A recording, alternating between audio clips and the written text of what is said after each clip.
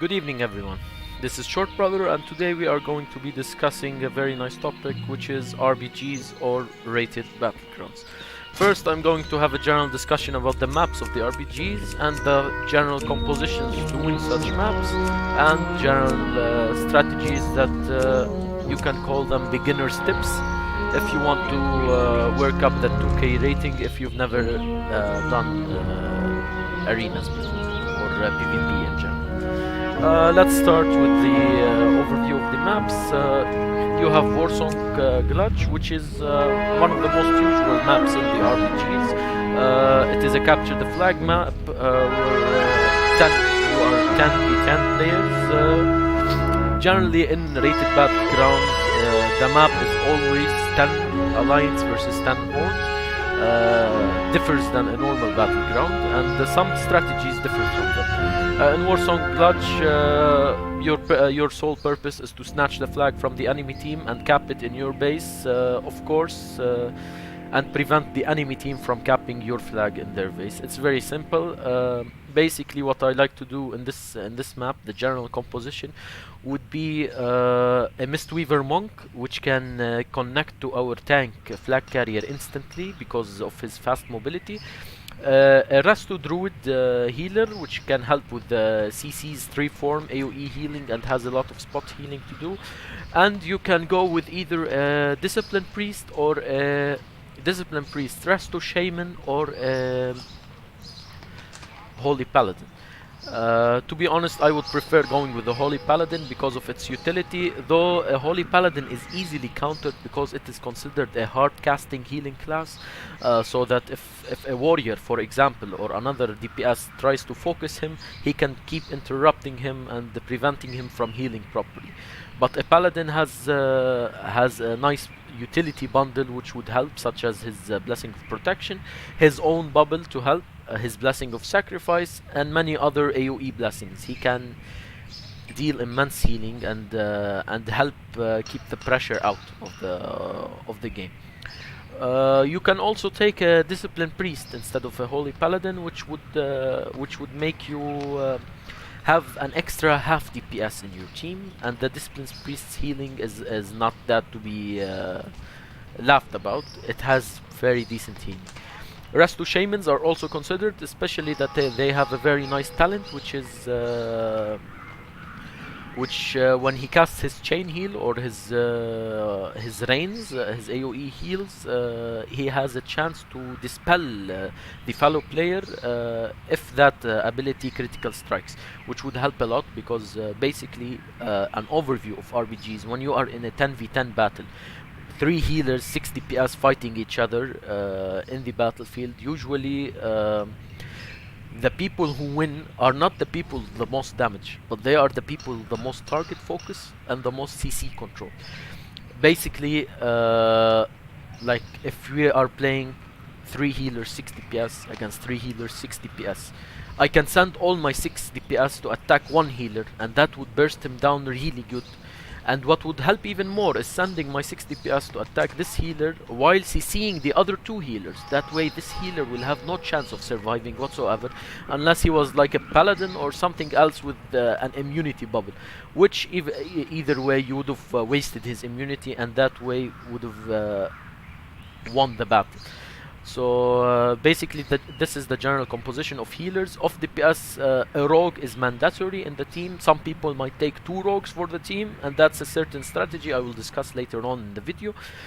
What I usually take is a rogue for ninja capping, defending, CCing, stopping the flag carrier. Rogues are very handful, and you can't enter a battleground without a rogue. It's a must.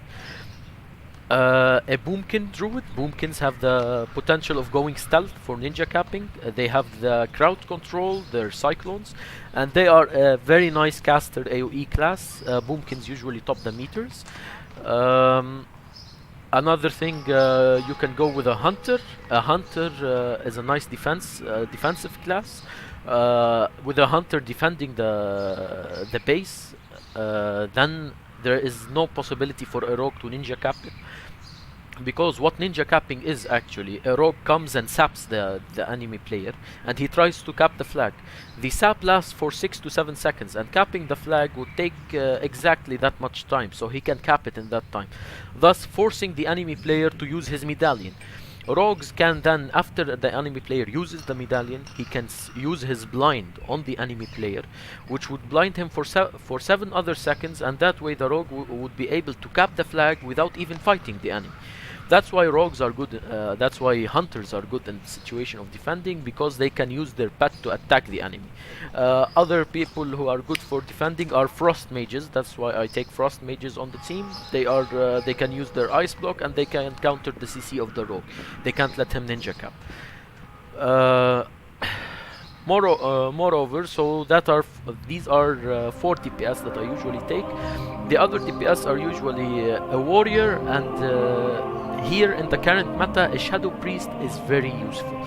So to tell you again about the composition in general, a Mistweaver monk, a holy paladin, which you can switch by a resto shaman or a discipline priest, a resto druid, a boomkin druid, a mage, a hunter, a rogue, a warrior, and of course the last DPS would be a shadow priest. I would really consider a shadow priest. If you can find a decent shadow priest, an enhancement shaman would be just fine. Or elemental. Enhancement has immense single target abilities. He can instantly kill the enemy, burst him down, which is basically what you want to do in the RBG. Once you've killed an enemy, you have almost guaranteed that you won the fight, because then they will be at a disadvantage. 10v9, you would surely win them at that, unless the enemy has great control over the ground control effects, and they were able to outstand you until their other player has shown. Let's go now. That is the general composition. As the tank is usually, I would prefer going with a demon hunter tank or a druid tank. I would not take any other kind of tank, in my opinion. After discussing the general composition, now discussing all the other maps and the strategies. First of all, Arathi Basin. It is a well-known battleground map. You are going to be 10v10. Basically, the strat that I will take, that you first of all, a hunter will go and cap the stables if you are in the alliance side. If you are in the horde side, you will cap the farm. A hunter caps the stables and defends it. I usually send my disciplined priest or my holy paladin, depends on what I took in my composition. Disciplined priest, rogue, and my boomkin druid, I will send them to the gold mine, and I would send my all my other team to fight at the blacksmith. Thus, at the blacksmith, to win, you will have to have a target caller. Usually a target caller is your warrior, a melee DPS. Usually I would be the target caller of the team. Target caller's job is to spot the cooldowns when used, and that way to switch to another healer or another DPS that you are sure with the proper burst you can take him down instantly before the healers can even get him up. That's why a target caller's job is to say DPS focus on this target. While focusing this target, the other healers should be CC'd as well, that way to kill the target faster. Moreover, that strategy done after, usually because you sent a healer with your rogue and your boomkin druid to the gold mine, you will win the gold mine. That way I will then retract the boomkin and the holy paladin, and they will join us back at mid, thus giving us more pressure, and the rogue will stay defending the gold mine. In the middle of the battle, the horde would have taken the lumberjack, the lumber mills, and the farms, and we would be still fighting for blacksmith. Here, if you aren't able to outlive your opponents at blacksmith or kill them, here you will have to go for the ninja capping strategy. Usually the other side would be defending their bases. They would have a hunter as well, a mage, a rogue defending their farm or stables. Here what I usually do is that if I find fighting at blacksmith is getting me nowhere, I would usually order the mage to go and defend gold mine, and then the rogue and the boomkin druid will go into a stealth attack. They will both enter stealth mode, and they will both try to either cap the lumber mill or the farms. Both of them attacking one base is almost a sure win. In both situations, either you will take the base that the rogue and the boomkin are trying to cap, or they will fail taking it because the enemy team would send backup from the blacksmith to that point, and thus they will lower the number of players they have at blacksmith because of all the panic and chaos that is happening, and that way you could cap blacksmith. Basically, to win the game, you need to cap 3 bases, and the enemy would cap 2 bases. That is the minimum case scenario to winning the game, and that is, in my opinion, I've tried this strategy all the time, and 90% it has come with a win. Going to another map, Eye of the Storm. Basically, Eye of the Storm, you will have 4 bases and the flag in the middle. At the start, the Horde will control 2 bases, the Alliance will control 2 bases, and everyone will attack at mid.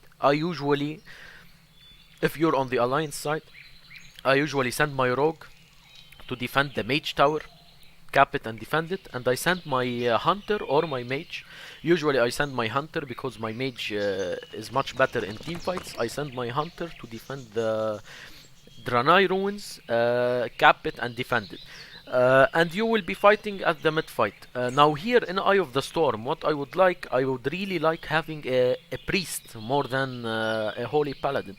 Why? Because here people in low rating usually tend to forget that you can get pushed off the ramp. The line of the flag is basically like a bridge. You can push people off them and they would fall to their deaths.